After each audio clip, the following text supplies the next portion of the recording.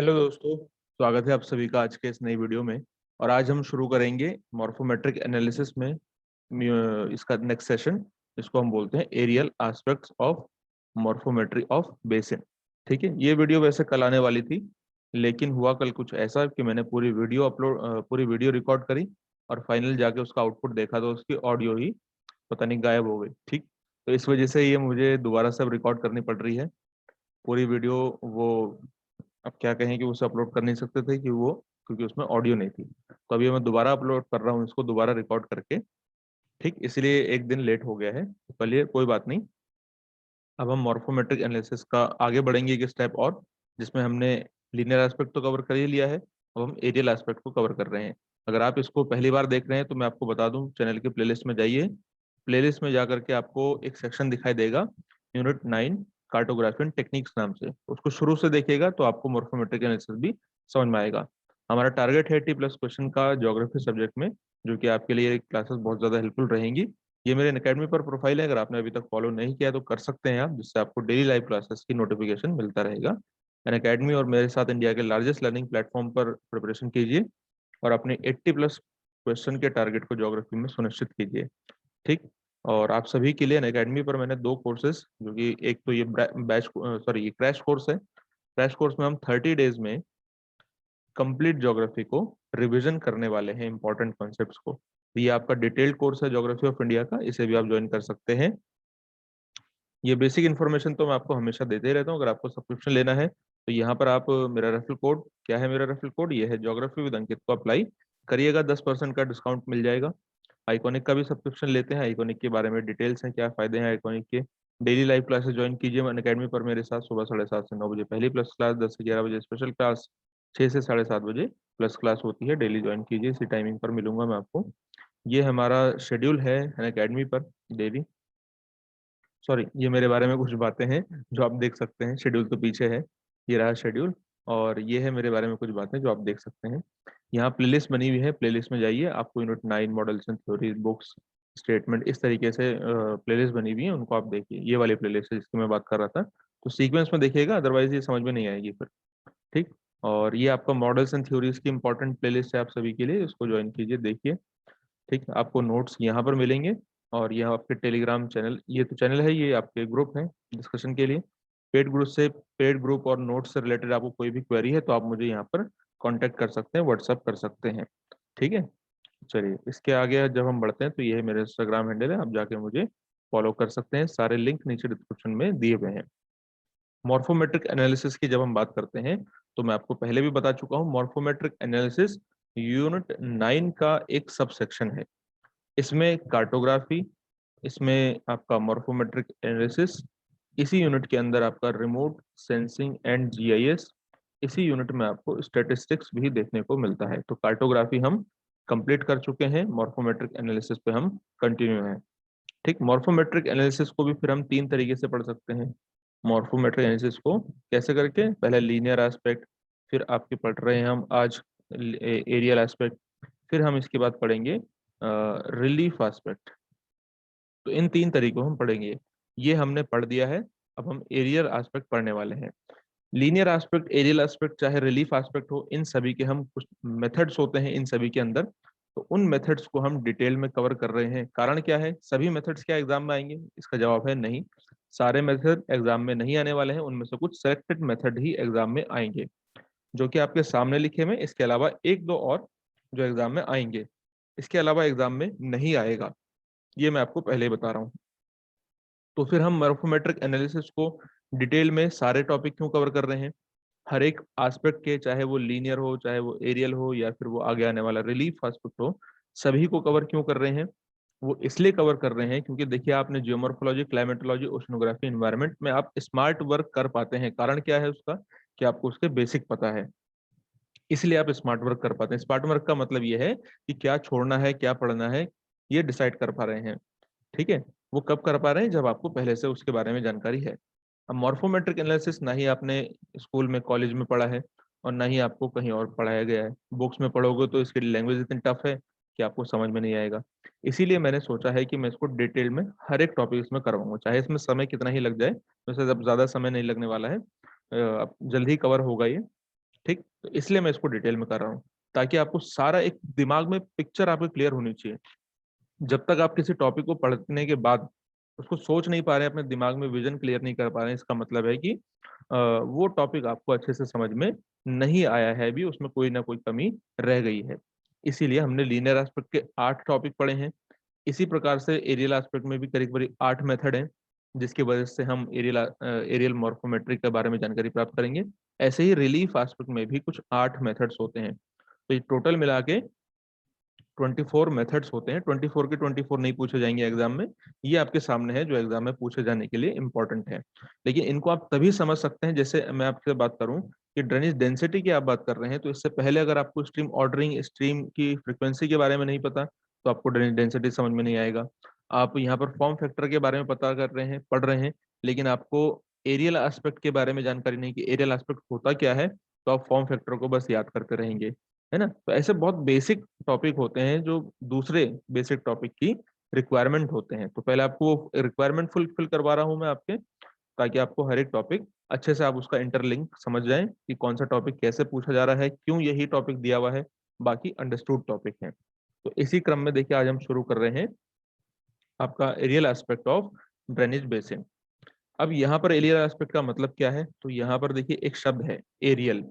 Aerial का मतलब area, ठीक है, और एरिया को हिंदी में बोलते हैं क्षेत्र। क्षेत्र आप समझते हैं, बिल्कुल समझते हैं। क्षेत्र क्या होता है, तो जैसे मैंने आपको पहले, ये पिक्चर याद आ रही है, ये पिक्चर मैंने आपको मॉर्फोमेट्रिक एनालिसिस में पहले लेक्चर जो था उसमें आपको ये वाली पिक्चर मैंने दी थी। क्या है ये पिक्चर, क्या बोला जा रहा है इस पिक्चर में, तो ध्यान से पढ़िएगा, मतलब ध्यान से देखिएगा कि एरियल एस्पेक्ट की इस पिक्चर में आपसे कहा जा रहा है कि हाँ, तो एरियल एस्पेक्ट में ये एक एरिया है। देखिए आप, एरिया कब होता है, जब इसकी लंबाई और चौड़ाई होती है, तभी तो हम किसी क्षेत्र को एरिया कहेंगे। अदरवाइज क्या हम किसी क्षेत्र को एरिया कहेंगे, बताइए। इसका जवाब होगा नहीं, अदरवाइज हम किसी भी क्षेत्र को एरिया के रूप में कंसीडर नहीं करेंगे। ठीक है, हम कब तक उसे एरिया कंसीडर करते हैं, जब तक कि उसकी एक लंबाई होती है और उसकी चौड़ाई होती है। तो लंबाई और चौड़ाई का गुणनफल ही तो एरिया कहलाता है। तो इससे हमें यह समझ में आ रहा है कि हम सिर्फ अब लीनियर डायरेक्शन नहीं पढ़ने वाले हैं। पहले हमने लीनियर एस्पेक्ट पढ़े थे ना, तो उसमें हमने केवल इस लंबाई, सरिता की यानी कि स्ट्रीम की एक लंबाई है, इसकी दूसरी ट्रिब्यूटरी है, इसको हायरार्किकल ऑर्डर में डिवाइड करना, अरेंज करना, बस यही पढ़ा था। सिर्फ लंबाई के बारे में जानकारी कर रही थी, ये इनिशियल पॉइंट और फाइनल पॉइंट क्या है, ये जंक्शन पॉइंट के बारे में पढ़ा था। तो वो सिर्फ एक लीनियर एस्पेक्ट्स थे। अब हम लंबाई और चौड़ाई के संदर्भ में बात करने वाले हैं। तो जितने भी मेथड अब आने वाले हैं, वो सब के सब लंबाई और चौड़ाई के संबंध में बात करने वाले हैं। ठीक है, तो इसी को हम डेफिनेशन के फॉर्म में पढ़ते हैं अब, कि बेसिन एरिया का एक इंपॉर्टेंट मॉर्फोमेट्रिक एट्रीब्यूट है, जिसकी मदद से हम स्पाशियल डिस्ट्रीब्यूशन का अध्ययन कर सकते हैं। स्पाशियल डिस्ट्रीब्यूशन समझते हैं कि स्पाशियल माने स्पेस, स्थान।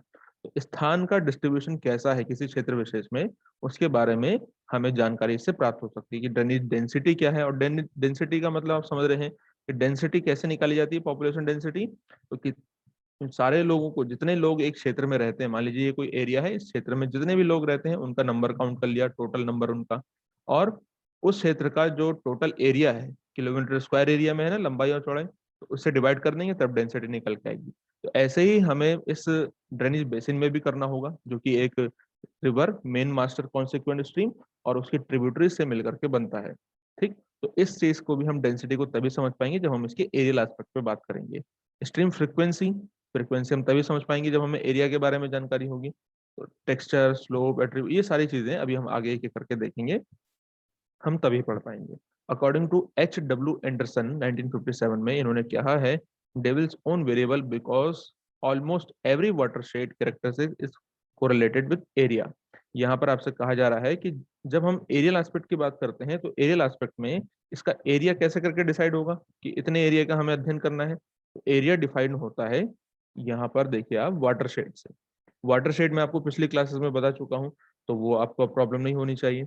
वाटरशेड का मतलब होता है ये एंटीक्लाइनल, या फिर एक ऐसा पॉइंट, सिर्फ एंटीक्लाइन नहीं, क्योंकि प्लेन एरिया में भी वाटरशेड होता है, जहां से नदियां या फिर वह क्षेत्र जो इन रिवर्स को और इनकी ट्रिब्यूटरीज को पानी प्रोवाइड कराता है, उसको वाटरशेड बोलते हैं। उसके बाहर का एरिया पानी इनको प्रोवाइड नहीं करा रहा है, इसलिए उसको वाटरशेड नहीं बोलते हैं। वाटरशेड किसके द्वारा डिफाइन होता है, किसके द्वारा डेलिनेट होता है, on the basis of water divide, जो लाइन है ना वाटर डिवाइड उसको कहते हैं।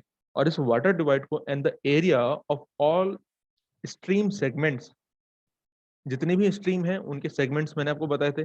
स्ट्रीम सेगमेंट्स मतलब जहां से इनिशियल पॉइंट है, जहां से उसको खत्म हो रही है या फिर वो दूसरे रिवर में मिल जा रही है, उसको सेगमेंट बोलते हैं एक। ये इसका एक भाग है। तो जितने भी एरिया है स्ट्रीम सेगमेंट्स के ऑफ ईच ऑर्डर, ये मेजर किए जाते हैं किसके द्वारा, with the help of digital प्लेनीमीटर। तो आपसे एग्जाम में ये क्वेश्चन भी पूछ सकता है कि डिजिटल प्लेनीमीटर से हम क्या करते हैं। तो एरिया हम मेजर करते हैं स्ट्रीम सेगमेंट्स का, यानी कि या फिर हर एक स्ट्रीम सेगमेंट जो किसी भी ऑर्डर में है या हर ऑर्डर में है, उनका एरिया डिजिटल प्लेनीमीटर की मदद से डिसाइड किया जाता है, डिफाइन किया जाता है। ठीक है। All of the ground surface which are directly feed by first order segments, जो भी ग्राउंड सरफेस होगा और वह फर्स्ट ऑर्डर की जो स्ट्रीम है या सेगमेंट्स है उसके द्वारा फीड किया जाता होगा, are included in the area of first order basin. ठीक है। तो जैसे मान लीजिए एक ऑर्डर की स्ट्रीम है फर्स्ट ऑर्डर, ये भी फर्स्ट ऑर्डर, ये भी फर्स्ट ऑर्डर, इन सबको मिला के हम कर दें, इनका जितना भी एरिया होगा वो फर्स्ट ऑर्डर एरिया कहलाएगा। ये यहाँ पर ये कह रहा है। फिर सेकंड ऑर्डर और सेकंड ऑर्डर स्ट्रीम जो भी होंगी या सेकंड ऑर्डर सेगमेंट्स जो भी रिवर्स होंगी, उनका एरिया सेकंड ऑर्डर बेसिन कहलाएगा। ठीक है। यहाँ पर ये कहा जा रहा है किसके द्वारा ये मेजर होता है, डिजिटल प्लेनीमीटर के द्वारा ये मेजर किया जाता है। The same principle work for all increasing successive order segments। और यही प्रिंसिपल, ये फर्स्ट ऑर्डर सेगमेंट है, ये सेकंड ऑर्डर एरिया है, फिर ये थर्ड ऑर्डर एरिया है, ये बाकी आगे भी ऐसे ही काम करता है। ये सुंदर सिंह सर 1974 के द्वारा बताया गया है। ठीक है। इसीलिए हम कहते हैं कि जो एरिया है किसी भी मॉर्फोमेट्रिक बेसिन का, किसी भी ड्रेनेज बेसिन का, वो ऑटोमेटिकली क्यूमुलेटिव होता है। क्यूमुलेटिव का मतलब समझते हैं ना, जैसे 2 4 5 6, 2 में 4 जोड़ा 6, 6 में 5 जोड़ा 11, 11 में 6 जोड़ा 17। तो क्यूमुलेटिव है, ऐड होता जाता है। फर्स्ट ऑर्डर स्ट्रीम का एरिया हमने ऐड किया, यहाँ पर फर्स्ट ऑर्डर स्ट्रीम है, इन सब का एरिया ऐड कर दिया। इस एरिया में हमने जो सेकंड ऑर्डर स्ट्रीम है उसको भी ऐड कर दिया, तो क्यूमुलेटिव होता है। जैसे जैसे हम हायर ऑर्डर की तरफ बढ़ेंगे एरिया बढ़ता जाएगा, जैसे जैसे हम लोअर ऑर्डर की तरफ आएंगे एरिया छोटा होता जाएगा। ठीक, ये सारी चीजें हैं। तो हमने एरिया कैलकुलेट करना है मुख्य रूप से यहाँ पर, और एरिया में ड्रेनेज बेसिन जो रिवर है और उसके ट्रिब्यूटरीज है उनका क्या रिलेशन है, ठीक, इसका कैलकुलेशन करना है। तो एरियल एस्पेक्ट में कौन कौन से जो मेथड्स हैं वो इंक्लूड होते हैं जब हम किसी ड्रेनेज बेसिन का एरियल एस्पेक्ट या क्षेत्रीय पक्ष पढ़ने जा रहे होते हैं।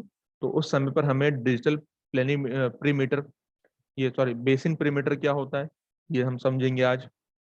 Geometry of the close link, basin का shape, law of basin area, law of allometric growth. अभी आपको बहुत भारी भारी नाम लगे होंगे, लेकिन आप यकीन मानिए कि जैसे जैसे हम एक एक करके खत्म करते जाएंगे तो आपको हर एक चीज आसान लगने लगेगी, और जाते जाते आपके चेहरे पे मुस्कुराहट होगी कि आज समझ गए हम सब। ठीक है। और नोट्स आपको तो मिल ही जाएंगे, चिंता की कोई आवश्यकता है ही नहीं। लेकिन बस आपको क्या करना है, चैनल को ज्यादा से ज्यादा शेयर करना है, और अगर जुड़े नहीं है अभी तक तो जुड़ जाना है। समझ रहे हैं। तो इसी तरीके से फिर हम आगे भी कंटिन्यू करते रहेंगे। शेयर बहुत ज्यादा कीजिएगा, आपका काम है चैनल को आगे बढ़ाना, आपका अपना चैनल। ठीक। तो स्ट्रीम फ्रीक्वेंसी हम पढ़ने जाएंगे, फिर हम ड्रेनेज डेंसिटी पढ़ेंगे, फिर हम ड्रेनेज टेक्सचर पढ़ेंगे। तो इतने सारे मेथड्स हम एक ही क्लास में नहीं पढ़ेंगे क्योंकि फिर ये बहुत लंबा वीडियो हो जाएगा, आपको भी बोरिंग होगा। ओके। तो हम इसमें आज काम करेंगे कि आज हम 3 या 4 करीब मेथड हम पढ़ेंगे, मिनिमम 3 और मैक्सिमम 4। उसके आगे फिर हम नेक्स्ट वीडियो में पढ़ेंगे। सबसे पहला हम बेसिन का शेप कैसे करके डिफाइन करें, इस चीज को हम अध्ययन करते हैं। अगर कोई रीजन है, जैसे मान लीजिए कोई भी ड्रेनेज बेसिन है, उसका शेप है कैसा, पहले तो ये पता होना चाहिए हमें। शेप के बारे में हम डेंसिटी, शेप के बाद फिर हम डेंसिटी की बात करते हैं, फ्रीक्वेंसी की बात करते हैं, टेक्सचर की बात करते हैं। लेकिन पहले हमें उसके शेप के बारे में पता होना चाहिए सबसे पहले, कि आखिर में शेप कैसा है। अब आप कहेंगे शेप भी अलग अलग हो सकता है क्या, और इसको कैलकुलेट किया जा सकता है? बिल्कुल हाँ, दोनों में, दोनों का जवाब है हाँ, कि शेप अलग अलग हो सकता है और इसको कैलकुलेट भी किया जा सकता है। ठीक है। अब कैसे अलग हो सकता है, किस चीज से ये डिफाइन होता है, तो अभी आपको पता लग जाएगा। जो शेप है ये एक बहुत सिग्निफिकेंट पैरामीटर है, पैरामाउंट पैरामीटर है, जिसकी मदद से हम एज इट हेल्प्स, ये किस चीज में हेल्प करता है, in the description and comparison of the different form of drainage basin. एक ड्रेनेज बेसिन ये है और एक ड्रेनेज बेसिन ये है, इन दोनों को कंपेयर करने में और साथ ही इनका आपस में एक दूसरे से कैसे करके डिफरेंट है, इनका डिस्क्रिप्शन देने में ड्रेनेज बेसिन की जो जियोमेट्री है, ये कॉन्सेप्ट बहुत इंपॉर्टेंट रोल प्ले करता है। साथ ही ये फ्लक्चुएट भी करता रहता है और इससे हमें फंक्शनिंग पता चलते रहती है एक ड्रेनेज बेसिन की, और इसकी जेनेसिस की हमें फंक्शनिंग पता चलते रहती है। ड्रेनेज बेसिन जो यूजुअली आमतौर पर इसका आइडियल शेप, एक आदर्श इसकी आकृति कैसी हो सकती है, पियर शेप, यानी कि एक नाशपाती की जैसे। आपने नाशपाती देखा ना, तो नाशपाती कुछ इस प्रकार से होता है। मैं ये बहुत बेकार बन गया है, लेकिन आप समझ गए होंगे, नाशपाती की जैसा इसका एक आइडियल शेप होता है। अभी जो शेप है ये किसी ना किसी चीज से तो डिफाइन होता होगा, मतलब ये किसी ना किसी चीज पर डिपेंड होता होगा। जैसे कई सारे फैक्टर होते हैं। हवा चलती है, उसका क्या कारण है, उसका कारण है डायरेक्टली एयर प्रेशर। तो वैसे ही इसका शेप किसी ना किसी कारण का इफेक्ट होगा। बिल्कुल सही जवाब है। ये डिपेंड करता है on the size and length of master stream. Master stream की साइज क्या है, इसका लेंथ क्या है। जैसे मान लीजिए इसका लेंथ इतना है, तो करीब इसका शेप कुछ ऐसा होगा। एक है ये, तो इसका शेप कुछ ऐसा होगा। तो ये मास्टर कॉन्सिक्वेंट स्ट्रीम है, इसके शेप पर और इसके शेप पर, इसके बेसिन पर, इसके बेसिन के प्रीमीटर पर। प्रीमीटर क्या है, मतलब ये जो किनारे की लाइन है ना, इसको बेसिन प्रीमीटर बोलते हैं। जैसे यहाँ से लेके अगर हम इन सभी एंगल्स को मिला दें तो बेसिन का प्रीमीटर कहलाएगा। ठीक है, मतलब अगर इन सभी को मिला देंगे तो टोटल क्या बन जाएगा, एरिया, लंबाई और चौड़ाई मिला के एरिया बन जाएगा। तो बेसिन पेरीमीटर की लंबाई जितनी ज्यादा होगी, जाहिर सी बात है एरिया भी ज्यादा होगा। इस पॉइंट को याद रखना, आगे काम आएगा। ठीक है। अब ये किस चीज पर डिपेंड करता है, साइज पर और इसका बेसिन पेरीमीटर पर, मास्टर कॉन्सिक्वेंट की। उसी के आधार पर बेसिन का शेप अलग अलग हो सकता है। अब ये मास्टर कॉन्सिक्वेंट की लंबाई और ये सारी चीजें किस पर डिपेंड करती हैं, तो ये बहुत सारे वेरिएबल पर डिपेंड करती है कि रिलीफ फीचर कैसा है, इसका स्लोप कैसा है, जियोलॉजिकल स्ट्रक्चर कैसा है, लिथोलॉजिकल कैरेक्टरिस्टिक्स कैसा है। इन सभी पर ये डिपेंड करता है। अब जाहिर सी बात है, ये एक क्षेत्र से दूसरे क्षेत्र के बीच में अलग अलग मिलते हैं। तो क्या सभी ड्रेनेज बेसिन का शेप एक जैसा होगा, बिल्कुल गलत जवाब, एक जैसा नहीं होगा। तो ये अलग अलग शेप होता है। जैसे कि तीन बेसिक कैटेगरी में हम इसको डिवाइड कर सकते हैं, जैसे सर्कुलर, एलोंगेटेड और इंटेंडेड। ये तीन मेजर कैटेगरीज हैं। ठीक है। इसके अलावा इसको कैलकुलेट करने के लिए मैंने बताया था ना कि अलग अलग मेथड्स होंगे। तो बहुत सारे स्कॉलर हैं जिनमें से 5 मेथड मोस्ट इंपॉर्टेंट है जो आपको पढ़ने हैं। अब उन मेथड्स का आपको कैलकुलेशन नहीं आना चाहिए, बस कैलकुलेशन से कुछ नहीं करना है। बस आपको करना क्या है कि ये मेथड किसने दिया है, इसका जैसे अभी फॉर्म फैक्टर आपसे एग्जाम में पूछा था 2020 में, आपको याद होगा। तो फॉर्म फैक्टर का क्या पूछा है, सिर्फ और सिर्फ आपसे फॉर्मूला पूछ लिया है। तो फॉर्मूला आपको पता होना चाहिए, बाकी स्कॉलर का भी, और उनका मॉडल का नाम क्या है ये आपको पता होना चाहिए। ठीक। अब देखिए यहाँ पर जरा ये शेप को समझाने का प्रयास किया जा रहा है। ये मास्टर कॉन्सिक्वेंट स्ट्रीम है, ये छोटी है, इसका शेप देखिए। दो मास्टर कॉन्सिक्वेंट स्ट्रीम है, यहाँ पर एक ही है लेकिन लंबाई कम है, यहाँ पर बहुत ज्यादा लंबी है और इसका साइज शेप देखिए। तो यहाँ पर मास्टर कॉन्सिक्वेंट स्ट्रीम के अलावा जो मास्टर स्ट्रीम है, इसके वजह से शेप अलग अलग प्रकार का है। इसमें आपको समझाया जा रहा है ये बेसिन का एरिया, जो अंदर का भाग है ना, ये एरिया है। एरिया लेकिन किसको जोड़ करके बन रहा है, ये वाटर डिवाइड्स को। और वाटर डिवाइड्स को हम डिफाइन करते हैं, मतलब मैप पर, बेसिन पेरीमीटर के अलावा, बेसिन पेरीमीटर के आधार पर। बेसिन पेरीमीटर क्या होता है, पेरीमीटर मतलब ये एरिया को जोड़ने वाली लाइन है जो सभी एंगल्स को जोड़ देती है, इसको बेसिन पेरीमीटर बोल देते हैं।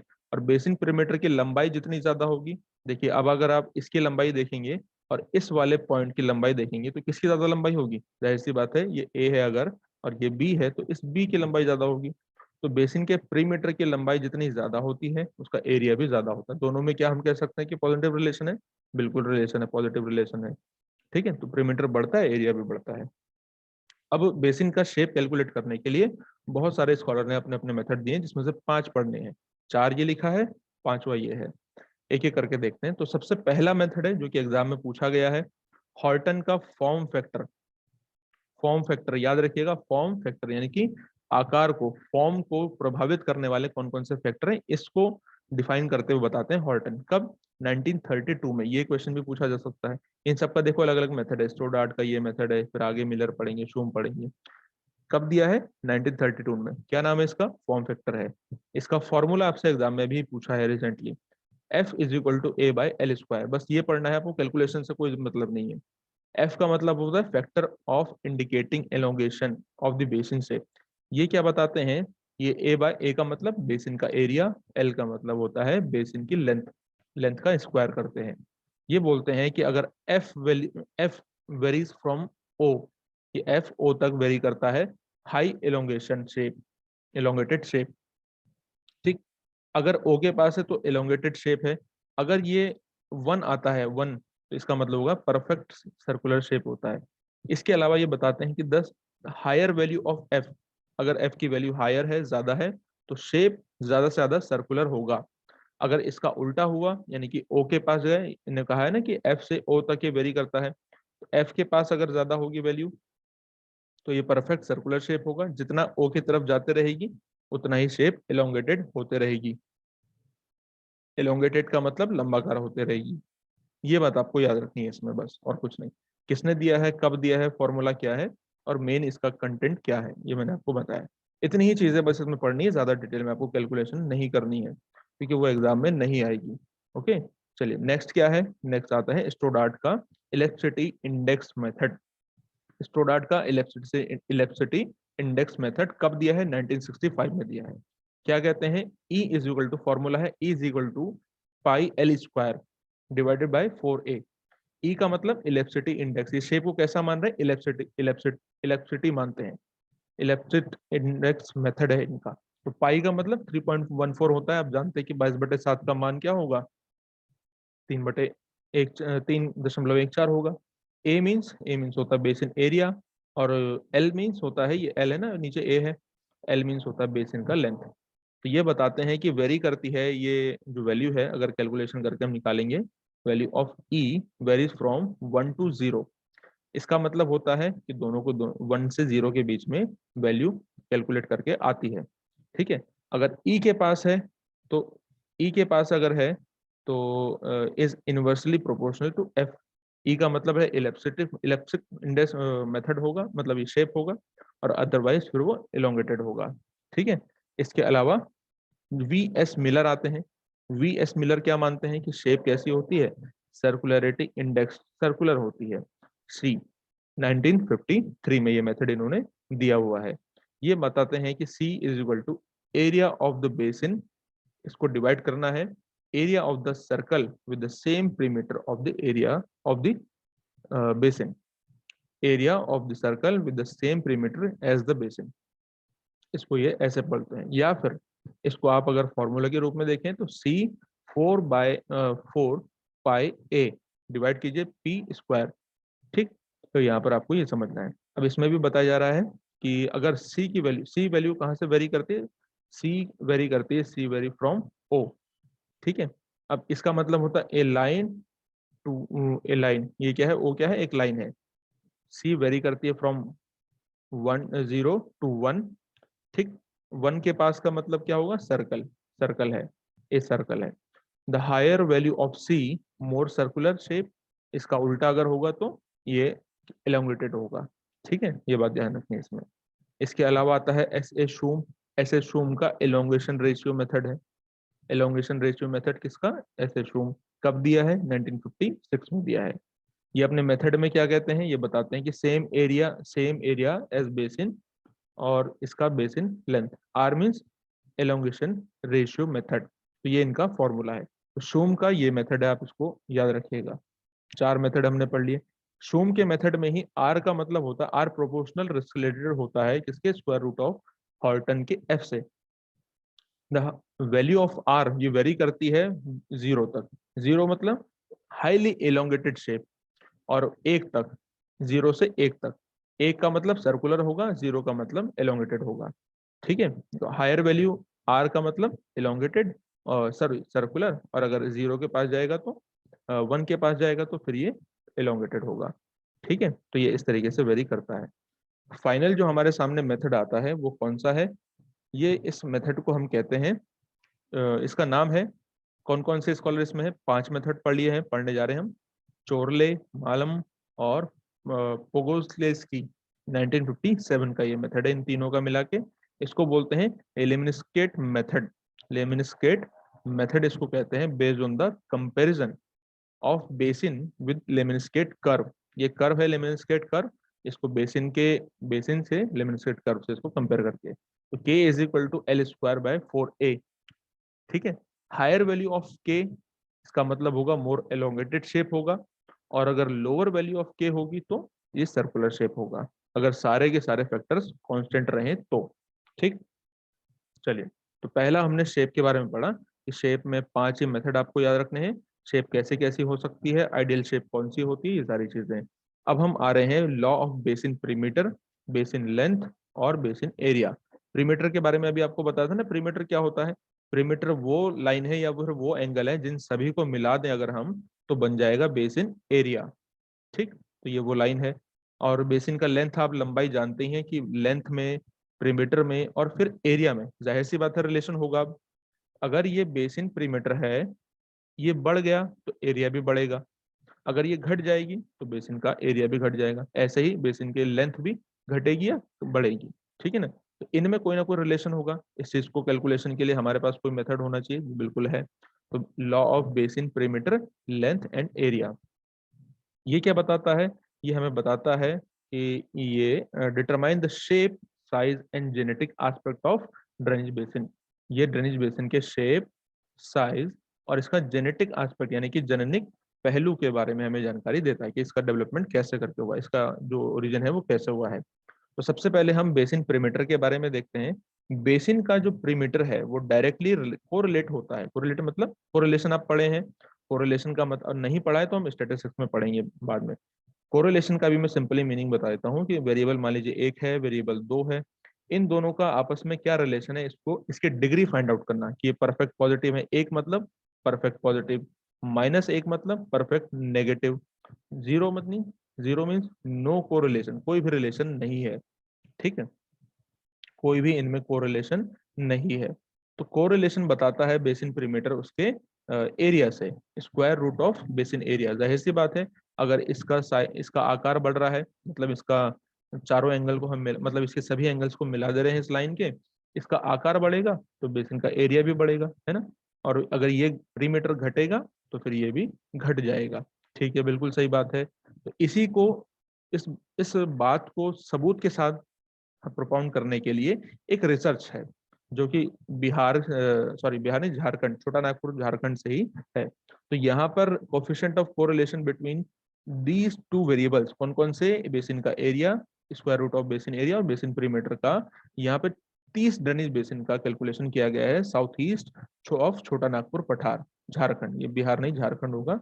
ठीक है, जिसमें कि पाया गया कि इन दोनों में, बेसिन perimeter में और बेसिन एरिया में 0.99 वेरी स्ट्रॉन्ग पॉजिटिव कोरिलेशन है। 0.99 का मतलब एक के पास है, एक का मतलब परफेक्ट पॉजिटिव होता है, लेकिन इनमें 0.99 पाया गया है, इसका मतलब है वेरी स्ट्रॉन्ग पॉजिटिव कोरिलेटेड होते हैं एक दूसरे से। अगर एरिया बढ़ता है, ये बेसिन perimeter बढ़ता है, तो बेसिन का एरिया भी बढ़ता है।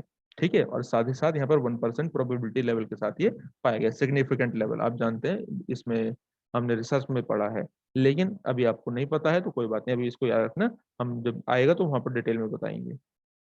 ठीक है, इसी के अलावा यहाँ पर चैनल का लेंथ, अभी हमने एरिया, हमने बेसिन एरिया और perimeter के बारे में रिलेशन देखा। अब हम लेंथ का रिलेशन बेसिन के एरिया से और बेसिन के perimeter से देखेंगे। तो बेसिन का perimeter इसके लेंथ से और इसके square root of basin area से आपस में क्या है, परफेक्टली रिलेटेड होता है, कोरिलेशन इसका होता है। Coefficient of correlation between basin perimeter and channel length and between square root of basin area and channel length, पहले इन दोनों का रिलेशन और फिर इन दोनों का रिलेशन कितना रिलेटेड होता है, 0.8, इन दोनों का रिलेशन 0.8 है, और फिर बेसिन एरिया और चैनल लेंथ का रिलेशन 0.9 होता है रिस्पेक्टिवली। और इनका जो सिग्निफिकेंट पॉइंट होता है वो 1% होता है कॉन्फिडेंस लेवल के साथ। तो मतलब हम कह सकते हैं कि इनका जो जेनेसिस, ये आपस में स्ट्रांगली कोरिलेट होते हैं। ठीक है, these variable speak the story of genetic aspect of basin development. अब कैसे करके डेवलपमेंट के बारे में जानकारी हमें देते हैं, तो ये भी यहाँ पर बताया जा रहा है। अब अगर हम बात करें बेसिन के perimeter की, वो कैसे करके इंक्रीज होता है। अगर हम कह रहे हैं कि बेसिन perimeter इंक्रीज होता है तो एरिया भी इंक्रीज होता है और बेसिन का लेंथ भी इंक्रीज होता है। कैसे करके, आपको पता होगा कि ये माउंटेन है ना, माउंटेन। और माउंटेन, माउंटेन जो है, माउंटेन में वैली कैसे करके इंक्रीज होती है, या रिवर की जो लंबाई है, रिवर की लेंथ कैसे इंक्रीज होती है। तो आपको अगर मैं अभी बताऊं, यहाँ पर देखिएगा आप, ये मान लीजिए माउंटेन यहाँ पर है आज वर्तमान समय में, यहाँ से रिवर नीचे उतरती है और आगे फ्लो करती है। अब यहाँ पर है समुद्र, तो इधर तो इंक्रीज नहीं होगा रिवर की लंबाई, तो रिवर की लंबाई क्या होगी, रिवर इसको इरोड करेगी। रिवर क्या करेगी, इस पठार को या इस पहाड़ी को इरोड करेगी। तो मान लीजिए इसने इसको इरोजन कर दिया, अब इसकी लंबाई यहाँ से यहाँ तक हो जाएगी। अब इसने इसको भी इरोजन कर दिया, इसको भी इरोजन कर दिया, इसको बोलते हैं हेडवर्ड इरोजन, या फिर रिवर का बैक वेस्टिंग बोलते हैं इसको, बैक वेयरिंग या बैक वेस्टिंग। तो अब इसकी लंबाई देखिए यहाँ से यहाँ तक हो गई, तो लंबाई बढ़ गई ना। अब जो आकार है ड्रेनेज बेसिन का वो यहाँ से कैलकुलेट किया जाएगा। तो इस पेरीमीटर, इसका पेरीमीटर बढ़ गया, पेरीमीटर बढ़ गया तो मतलब एरिया बढ़ गया, एरिया बढ़ गया, लेंथ बढ़ गई, लंबाई बढ़ गई स्ट्रीम की। यही कारण है, कहा जा रहा है कि बेसिन का पेरीमीटर बढ़ जाए तो इसकी लेंथ भी इंक्रीज हो जाती है इस स्ट्रीम की, और इसका टोटल एरिया भी इंक्रीज हो जाता है। ठीक है, तो किसके कारण हो रहा है ये? बैक वेस्टिंग या बैक बेरिंग के, हेडवर्ड इरोजन कहते हैं जिसको। ठीक है, इसके द्वारा ये इंक्रीज होता है। तो ये स्ट्रीम की लेंथ और एरिया दोनों बढ़ जाता है। यही चीज में यहाँ पर बताई जा रही है, back wasting, water divide, basin का पेरीमीटर बढ़ता है, ये सारी चीजें यहाँ पर मैंने लिखी हुई हैं। ठीक है, अब ये वाटर डिवाइड का पीछे जाना या बैक वेस्टिंग होना, ये किस पर डिपेंड करता है? होमोजीनियस लिथोलॉजी होनी चाहिए, जियोलॉजिकल स्ट्रक्चर अच्छा होना चाहिए। बहुत टफ होगा, बहुत कठोर होगा तो फिर ये मुश्किल हो जाएगा। क्लाइमेट, प्लांट कवर, ये सारी बातें डिपेंड करती हैं। और ये जो पीछे मैंने आपको छोटा नागपुर वाले का एग्जाम्पल दिया है, और ये सारी बातें मैं बता रहा हूँ, ये तो ये स्वप्निल सिंह सर और डीपी उपाध्याय सर के द्वारा 1982 में छोटा नागपुर पठार का स्टडी करके ये जानकारी दी गई है। ठीक है, तो ये सारी बातें आप ध्यान रखिएगा। इस दो मेथड हमने पढ़ लिए हैं मॉर्फोमेट्री के एरियल एस्पेक्ट में। पहला ज्योमेट्री इसकी पढ़ी, दूसरा हमने आज पढ़ा law of basin perimeter, length और बेसिन एरिया। इसके अलावा एरिया रेशियो होता है, इसी को हम आज फाइनल देखेंगे एरिया रेशियो, उसके बाद हम कल करेंगे। एरिया रेशियो मतलब इसका एरिया क्षेत्रफल का अनुपात। एरिया रेशियो डिनोट करता है proportion of increase of the mean basin area between two successive order. ठीक है, can be calculated by the following equation as suggested by A N. Strahler 1969। यानी कि जैसे जैसे आप इंक्रीज होंगे, ऑर्डर में इंक्रीज होंगे 1 से 2, 2 से 3, तो ये कह रहा है कि उसका प्रोपोर्शन इंक्रीज हो जाता है, बेसिन का एरिया भी इंक्रीज होता है। अगर टोटल ऐड करेंगे पहले वाले का तो वो अलग चीज है, लेकिन एक ऑर्डर की स्ट्रीम, दूसरे ऑर्डर का एरिया, तीसरे ऑर्डर का एरिया, तो दो ऑर्डर का एरिया 3 से कम होगा, 3 का ज्यादा होगा, 3 से ज्यादा 4 का होगा, 4 से 5 का होगा। तो जैसे जैसे सक्सेसिव इंक्रीज होता है तो इसका एरिया भी इंक्रीज होता है, यही एरिया रेशियो कहलाता है। एरिया लंबाई और चौड़ाई है ना, ये चीज आपको ध्यान रखना है। इसीलिए हम कहते हैं since the area become cumulative with increasing order, जाहिर सी बात है एरिया क्यूमुलेटिव होता है, इंक्रीज होता है जैसे जैसे order, area ratio decrease with increasing order within the basin. लेकिन विद इन द बेसिन की बात करें तो area ratio decrease with increasing order. ठीक है, इसको कैसे कैलकुलेट कर सकते हैं? R is equal to A bar mu, इसको डिवाइड करना है ए बार म्यू माइनस 1 से। म्यू इसका मतलब number of segment of A given order, और दूसरे इसका मतलब होता है total area of all segment of the first order stream, ये सेम ऑर्डर स्ट्रीम। यानी कि एक ऑर्डर की किसी भी एक सेगमेंट का क्या एरिया है, और उसी ऑर्डर में बाकी टोटल का ऐड कर दें तो उसका कितना एरिया है। तो इसको रिलेशन को बताने वाला जो कॉन्सेप्ट है, जो मेथड है, उसे बोलते हैं एरिया रेशियो। ठीक है, तो यहाँ पर आज हमने 3 से 4 कॉन्सेप्ट समझ लिए हैं। आई होप कि आपको ये समझ में आ गए होंगे। अगर कोई भी प्रॉब्लम है तो आप मुझे विदाउट एनी हेजिटेशन मैसेज कीजिएगा, यहाँ पर कमेंट कीजिएगा, और कमेंट जरूर कीजिएगा कि आपको क्या समझ में आया, क्या अच्छा लगा, क्या आपने नया सीखा। जरूर मुझे बताया करें, मुझे अच्छा लगता है अगर आप कोई भी, और इसके अलावा कोई सजेशन भी है आपका तो वो भी विदाउट एनी हेजिटेशन आप मुझे बताया करें। ठीक है, मिलते हैं इसी तरीके के नेक्स्ट वीडियो में। और आपको पीडीएफ नोट्स कब मिलेगा? जब इसका फाइनल लेक्चर भी आएगा तो तब इसका पीडीएफ नोट्स में अपलोड कर दूंगा। Thank you so much, bye bye, take care, धन्यवाद।